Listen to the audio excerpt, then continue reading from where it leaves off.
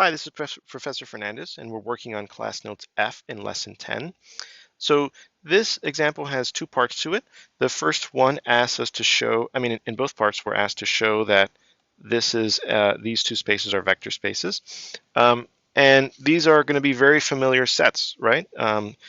This is kind of the point of the example to illustrate that we have been working with vector spaces pretty much since the first day of the course when we were solving the first order ODEs that we were working on.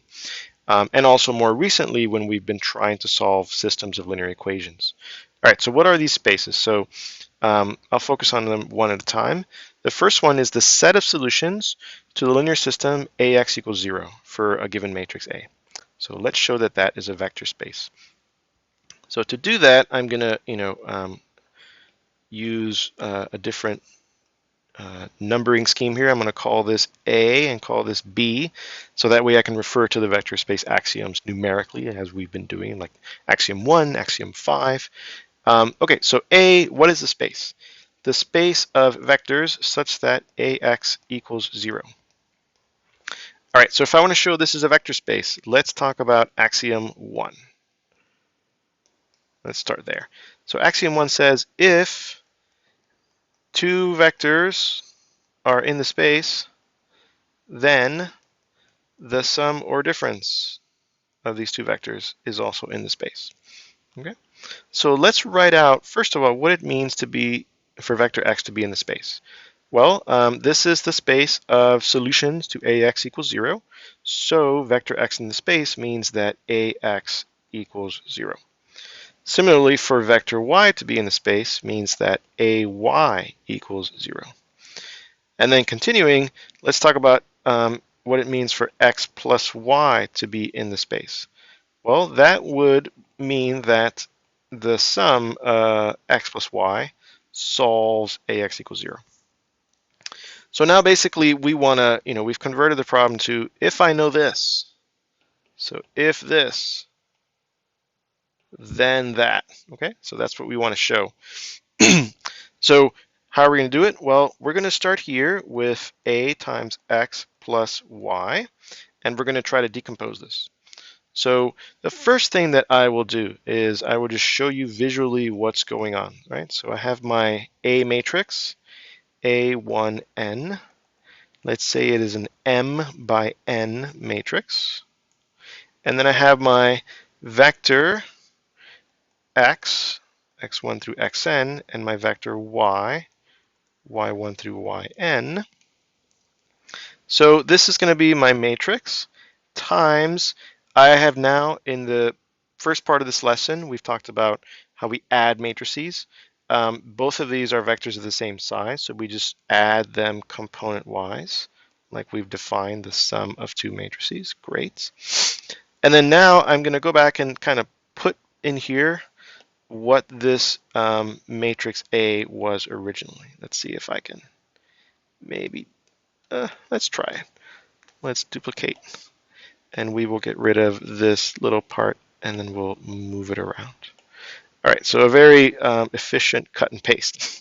Okay, so then now let's do this product and see what happens, right?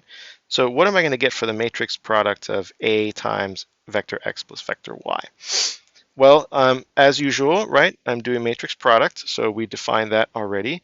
And I'm going to take this first row, multiply it by this column. So I'm going to get A11 times x1 plus y1 plus A12 times x2 plus y2 plus all the way down to A1n xn plus yn. Okay, and then I'm going to dot, dot, dot all the way down to this last component, which looks very similar, except it is in the mth row. So that explains where that new first subscript is coming from. All right, so I'm just multiplying everything out, and I get this big vector. Remember, the matrix times a vector yields a vector. And now what I want to do is I want to break things up. So everything that has an x, I want to keep together. So this is A11 x1 plus A12 x2 plus dot, dot, dot, plus A1n xn. and then everything that has a y, I'm going to put together. So plus a11 y1 plus a12 y2 plus dot dot dot a1n yn.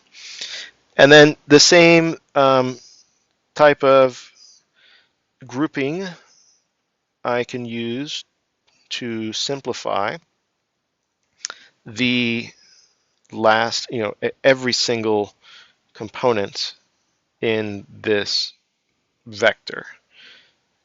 So a m2 y2 plus a mn yn. Okay, so what do I learn from all of this, right? I learned that I ran out of space.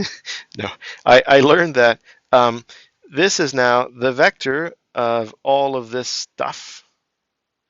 Okay, so all of that stuff goes here, plus the vector of all of this stuff, right? And all of that stuff goes here.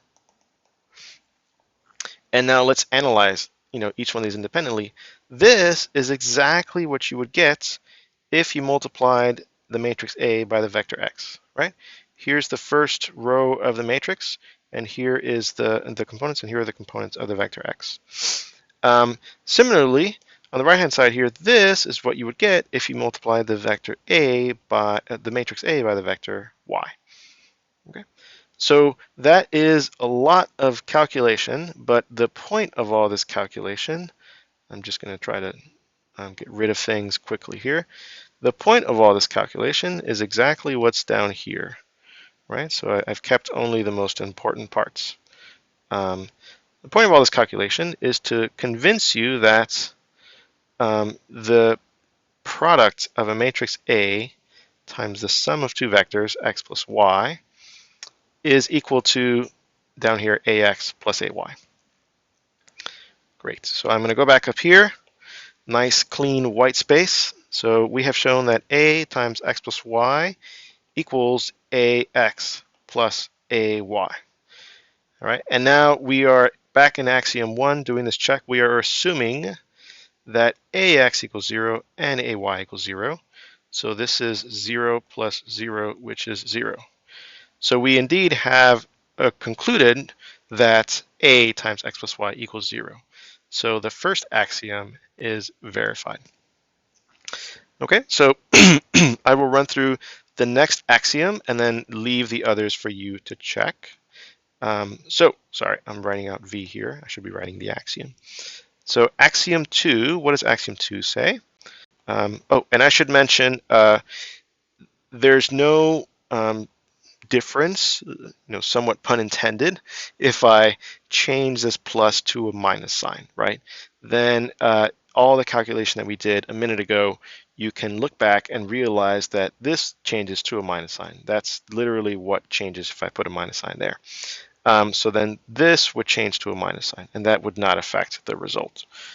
Because axiom 2 does require that you check both closure under addition and subtraction. So that is an important point to not forget. Okay, so then let's go back and check axiom 2. So what does axiom 2 say? If the vector is in the space and alpha is some real number, then the real number times the vector is also in the space. Okay, so again, let's write out what this means. This means that ax equals 0. And then what does this mean? This means that a times alpha x equals 0. So using a very similar calculation to what we just did, right? You can show fairly quickly that a times number alpha times vector x is the same as number alpha times ax. Okay? So this is remembering that when I multiply alpha into a matrix, in this case thinking of x as an n by 1 matrix, then I multiply every single component of that matrix by alpha. And then when I multiply this quantity ax times a, every single entry of a is going to get paired with alpha times a component of x. So I'll be able to factor out the alpha from all of those linear combinations of entries of A and components of X that result. And that's effectively like talking through why this equation is true. So once we know that, then we just plop in here what we're assuming. If this is true about X, well, so then that means that this is alpha times the zero vector, which is the zero vector. And that gets us to what we want to show. So that's axiom 2. Great. So we have verified the first two axioms. Like I said, you can verify the remaining axioms, and that would be a quick check of your understanding of the axioms. So they indeed hold, and this set does end up being a vector space.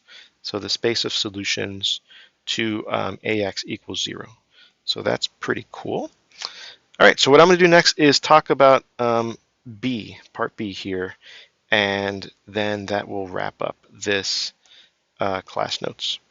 Okay, so part B, show that the set W of solutions to y prime equals y is a vector space.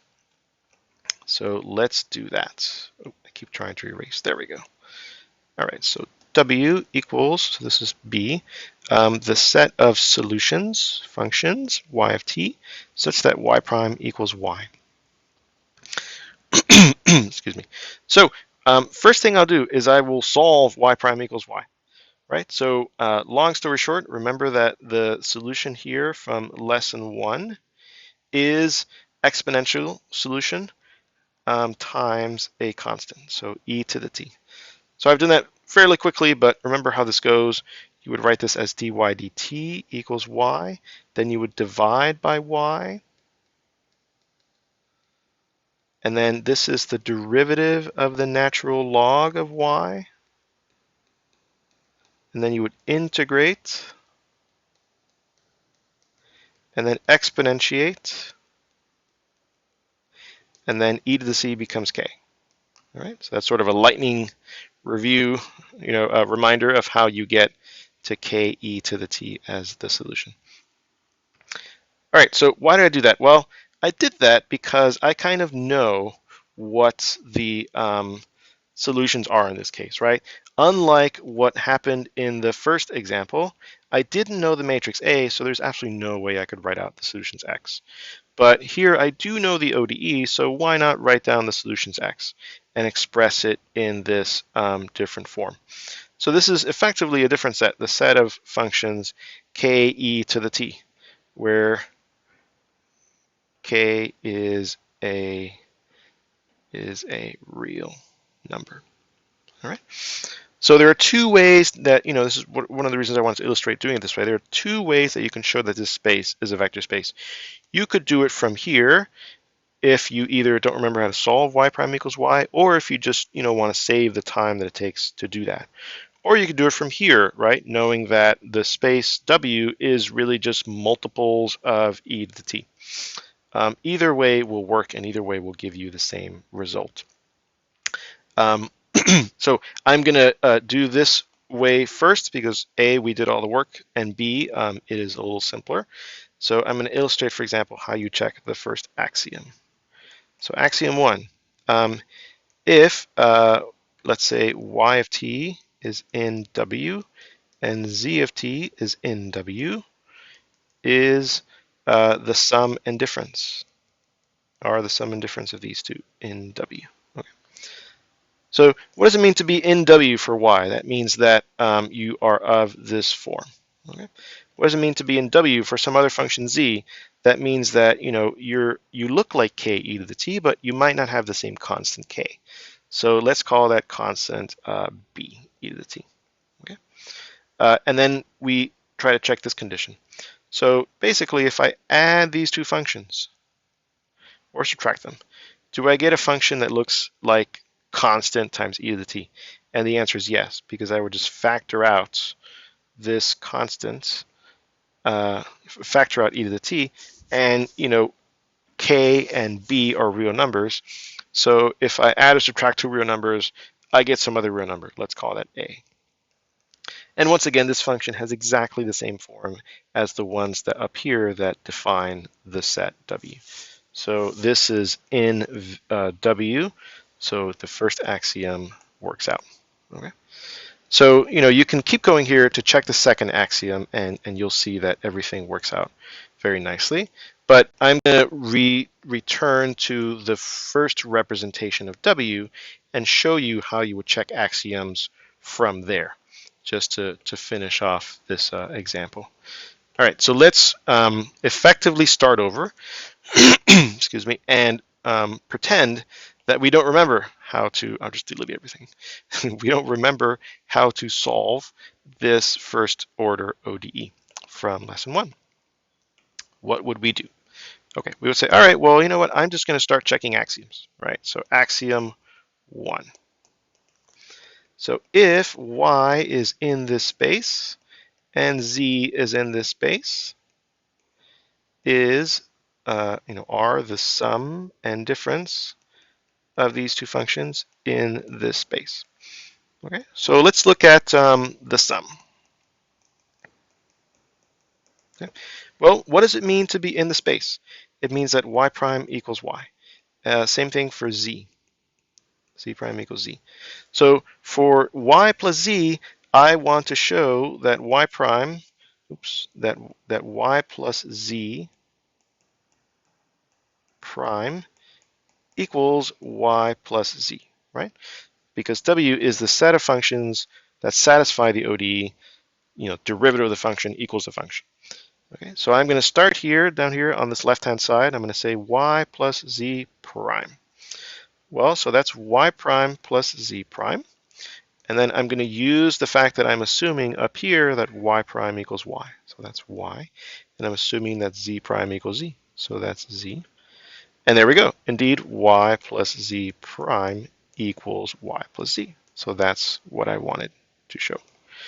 And you can see that it doesn't matter if I would have made this a negative sign, made this a negative sign, made this a negative sign, right? That negative would just end up going exactly where it needs to go to verify the other half of axiom 1. So axiom 1 holds. And this is, again, how you can just continue checking the axioms with this representation of W where, I'm assuming that we haven't solved for Y. Okay, so then that tells us, as a quick recap again, that the set of solutions to the linear system AX equals 0 form a vector space. That's pretty cool. We've been doing that a lot, and those we've effectively been working with vector spaces for a while and not known it. And then the other one too, the set of solutions to this first order linear ODE, which is, I say homogeneous because remember in standard form, this ODE looks like this, right? Homogeneous first order linear ODE. That set of solutions forms a vector space, right? Actually, it turns out in general that the set of solutions to, every homogeneous linear first order ODE that you can write down, right? All of those sets are vector spaces. So we've been doing lots and lots of vector space work in the course without knowing it. All right, so that's the end of the video.